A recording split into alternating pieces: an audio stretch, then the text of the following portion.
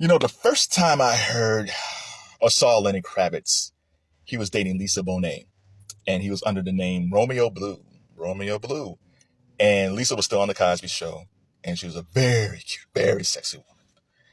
And I was like, well, who's this guy? Romeo Blue. And she said, well, he's a musician. I was like, musician? I haven't heard any of his music. And at the time, he didn't put out anything. I'm sure he had demos out in New York, but me being an actor, I never heard this guy. So I hated on Lenny hard.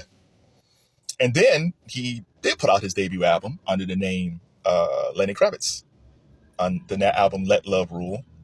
And even then I was still hating. I was like, oh, he trying to cite Jimi Hendrix and the Beatles. Like, oh. But slowly but surely, man, Let Love Rule, Always on the Run.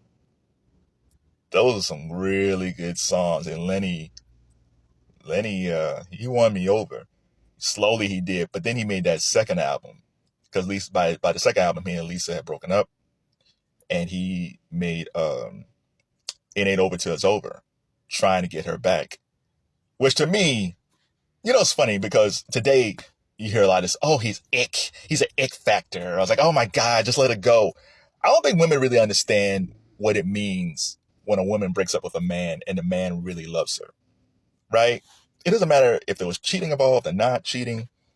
If you're in a relationship and she leaves and like, I love this woman, I need to do whatever I can to win her back. There's nothing ick about that. He's just expressing like, I miss you, I love you, I want you back. And that's what Lenny did with It Ain't Over Till It's Over.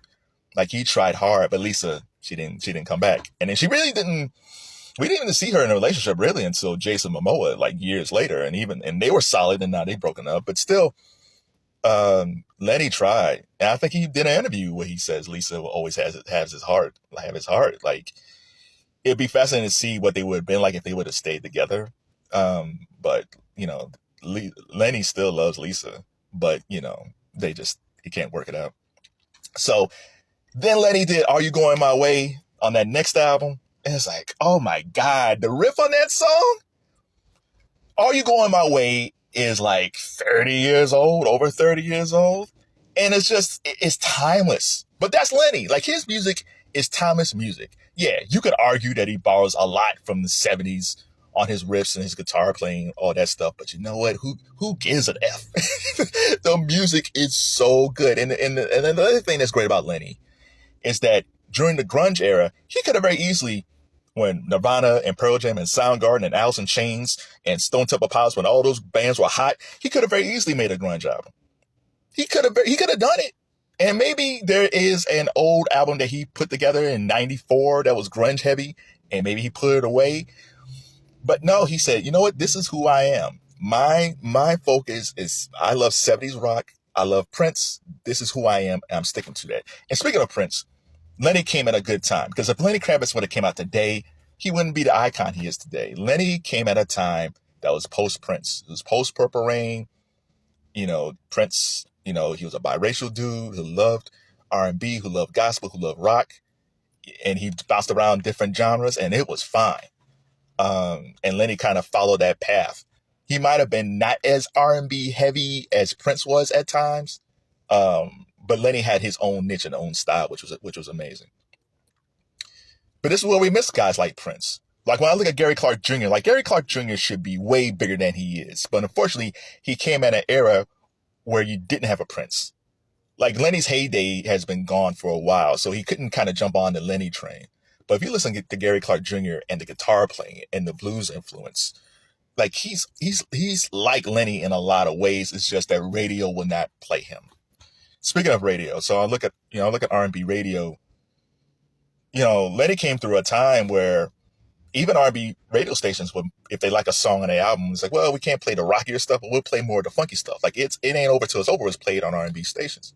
So when I saw her come out with her guitar and her keyboards and her drums, I was like, thank God.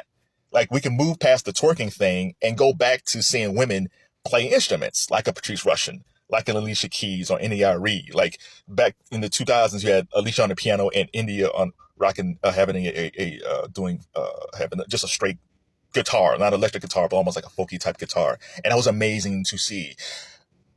But we didn't get that. Yeah, you got Lizzo with the flute, but overall, her should have been the next phase of R&B. But what happened? We're still with the twerking. Like Ice Spice. Yeah, I got nothing against Ice Spice. Like Ice Spice was at the People's Choice Awards, and that's fine. Ice is fine. I got no problems with her. But it's like, I got enough of that. Like, can I get another woman who can rock a guitar like her? You can see her is definitely influenced by Lenny Kravitz. Can I see that a little bit more often? Can I get that too? Can I get a guitar woman with a guitar and a twerker? Can I get that?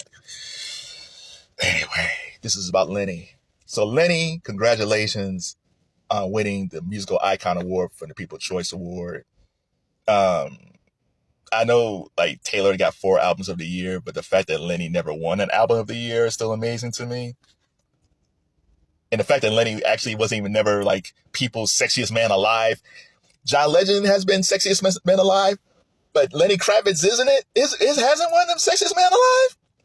And I'm not even, it's like, what is this? So in a lot of ways, when you look at Lenny Kravitz, with all the success that he had, he is very underrated. Which is crazy because he just won the Musical Icon Award. But Lenny Kravitz is probably one of the most underrated artists ever. But what do you think? Is Lenny Kravitz underrated as an artist? Or is Lenny Kravitz one of those dudes like, no, he wasn't underrated. He's just now getting his due? Let me know.